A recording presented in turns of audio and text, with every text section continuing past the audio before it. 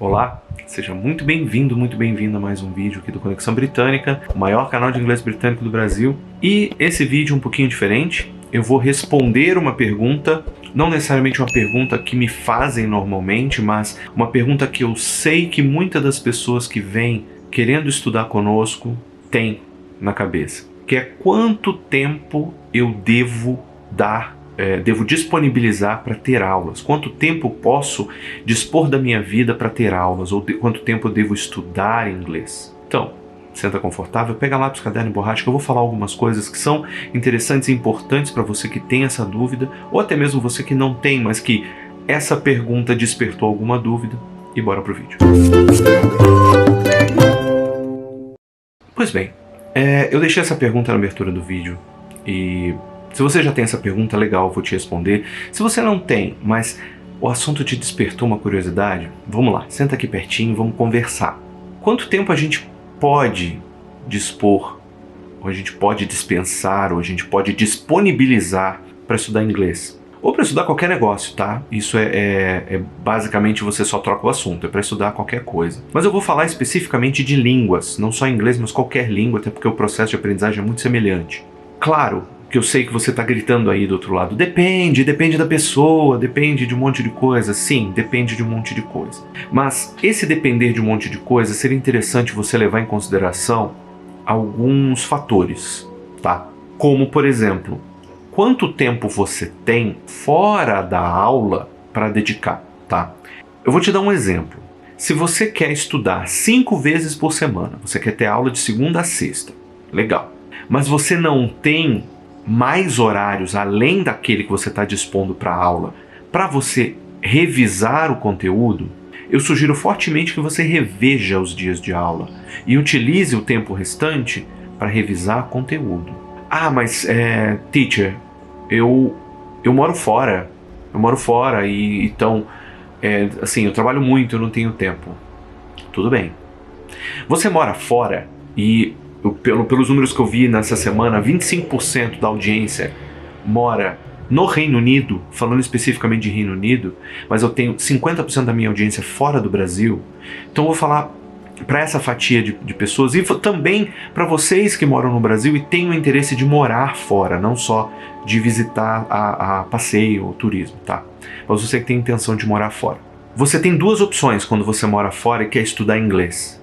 A primeira é você ter poucas aulas e aproveitar o restante do tempo para você socializar, para você conversar com outras pessoas, para você ouvir muito as pessoas que estão ao seu redor. Ou você tem muitas aulas e o teu desenvolvimento pode ser até um pouquinho mais lento, mas ele acontece. Por que eu estou dizendo isso? Quando você tem poucas aulas, vamos colocar assim, a pessoa tem 3 aulas por semana. Eu acho assim, mediano essa quantidade, tá? Não acho nem muito nem pouco. 3 aulas por semana. E nos outros 4 dias, aí eu já estou contando o final de semana, você tem o seu trabalho, você sai para passear, você vai seguir a tua vida normal, vamos dizer assim, ir no mercado, ir num restaurante ou num pub, ou sei lá, sabe, farmácia, bakery, né, padaria e tudo mais. Esses outros 4 dias se somam aos dias de aula, tá?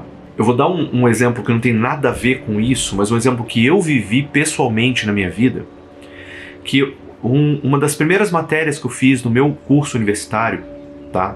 Quem me conhece, quem já ouviu a minha história, eu sou formado em música, e uma das primeiras matérias que eu fiz chamava-se Introdução à Música. E essa matéria, o professor era extremamente rígido. Era aquele professor bem moda antiga, fazia chamada, tudo. Se você não vinha, ele perguntava o que aconteceu, tudo. E eu precisei faltar uma aula. A aula era segunda, quarta e sexta. Eu precisei faltar a aula de segunda-feira porque eu estava num ensaio para um evento musical que iria acontecer aqui. E ele, fazendo a chamada, me chamou e falou: onde você estava na segunda-feira? Era comum ele perguntar isso. Eu falei: poxa, professor, desculpa, eu tive ensaio no teatro. Ele: ok, vou retirar a falta. E todo mundo ficou assim: ué, por quê? Ele não estava aqui? Aí ele falou uma frase que eu nunca mais esqueci. Ele não estava aqui, mas ele estava fazendo uma atividade que complementava a atividade daqui. Com certeza, aquilo que ele fez ensinou muito mais do que se ele tivesse vindo para minha aula aqui. E eu considero isso, eu uso isso como regra também para os meus alunos. Se você utiliza o teu tempo, você que mora fora do Brasil, tá? Mora num país de língua inglesa. Você utiliza o seu tempo para você fazer uma atividade que envolva a língua inglesa, você está ganhando tanto quanto você estivesse dentro da aula. Ah, professor, eu faltei a sua aula porque eu tive de fazer um trabalho emergencial e tudo tal. Tá tudo certo? O que você aprendeu nesse trabalho? Ah, eu aprendi isso. Beleza. Você já ganhou com isso. Tá? Não significa que eu vá retirar a falta. Isso é uma outra história, isso tem que ser conversado entre eu e você em particular. Tá? Mas você já ganhou, nessa falta você já ganhou mais até do que você teria ganho em aula comigo. Tá? Então, o tempo que você vai dispor para você aprender inglês é inteiramente responsabilidade sua. Mas eu gostaria de deixar justamente essa mensagem para você. Pense no balanço, no equilíbrio entre exposição e prática. Se você tem muito tempo para exposição, como 5 vezes na semana, tinha gente querendo 10 horas de aula por semana, querendo 5 dias, 2 horas, assim, acontece. Eu geralmente não aceito, tá? Geralmente eu não aceito. É muito tempo para pouco aproveitamento. Tem que ser um caso muito específico, voltado para um assunto muito específico, aí sim eu faço uma coisa um pouco mais pesada, um pouco mais intensiva, tá? Mas, porque eu preciso aprender inglês para ontem, que é um argumento que eu escuto bastante, 10 horas por semana, sem prática, e eu não estou falando prática pedagógica dentro de sala de aula não, mas prática do dia a dia, sabe? Você não ter a opção de falar português, pesa um pouquinho, tá? Você não ter esse tempo, ele dificulta e ele atrasa o teu desenvolvimento. Então, para resumir, a minha sugestão para você é: faça um cálculo de quantas horas você está disposto a disponibilizar no geral para estudar. Ah, eu estou disposto a disponibilizar 10 horas da minha semana. Legal. 5 dias por semana, 2 horas por dia. Poxa, que legal, é bastante tempo. Então eu quero ter, deixa eu ver, eu quero ter 3 horas por semana, são 3 aulas por semana.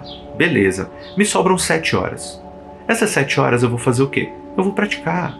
Eu vou pegar as lições que o professor falou, que o professor fez comigo, e vou praticar. Mas eu tenho 10 horas por semana, então eu quero 10 horas de aula. Que hora você vai praticar? Ou como eu costumo dizer, filho, que hora você vai praticar? Tá? Então, pense com carinho, pense com cuidado, pense com bastante cuidado. Quando você precisa, quando você pode, quando você tem que, aí sim a gente consegue fazer um negócio legal. Aí quando você vier para o seu professor, não precisa ser eu, pode ser para qualquer um, não importa. Mas desde que você seja sensato, sensata, tá? Eu estou falando para todo mundo. Desde que você seja sensato e tenha tempo para tudo. Tenha tempo para teoria, tenha tempo para prática. Eu sei, seu professor pode dar prática durante a aula, e eu faço isso também, mas a prática que nós direcionamos é uma prática voltada para aquele assunto. E às vezes você precisa de um pouquinho mais do que isso. Precisa de um choque de realidade, precisa de um choque de vida real, tá? Para quem mora aqui no Brasil e ainda não teve essa experiência, lá fora é um pouco diferente, tá? Tem vídeo aqui no canal explicando até como responder perguntas, né?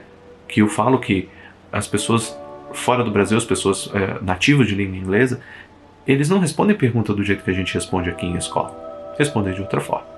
Então, dito isso, se por acaso você ficou com alguma dúvida com relação a isso que eu falei, você tem alguma coisa para dizer, coloca aqui no comentário. Se não quer que ninguém veja, se você quer realmente tirar uma dúvida comigo de verdade, não quer que ninguém veja ou julgue aquilo que você está falando, nosso número de WhatsApp está aqui na descrição.